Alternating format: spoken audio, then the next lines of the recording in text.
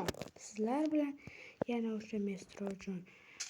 Bugun biz top 3 ta lifehackni sinab ko'ramiz.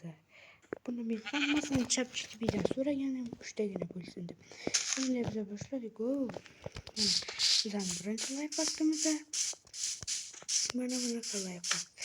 Mana bunaqa o'ynachani mana bunday qilib olib, botlardan bunday qarasangiz, asal blokning orqasidan xuddi haqiqiy umuman hech narsa yo'qdek ko'rinar ekan. Bu birinchi lifehack. Ikkinchi lifehackimiz ham xuddi shunaqaga o'xshaydi, faqat bunaqa blokida. Mana ikkinchi lifehackimiz ham mana bunaqa lifehack do'stlarim. Qarang, buni ham bunaqa qilib ko'rsatadi. Do'stlarim, bu juda ham zo'r. Lekin bir savol, mo'jang buni nima uchun qo'shgan? Shu hamma uchun qiziq. Men bilmadim.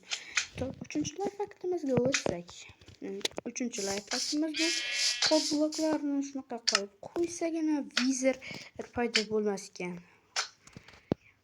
Kelinglar, bu lifehackimizni ham bir sinab ko'ramiz.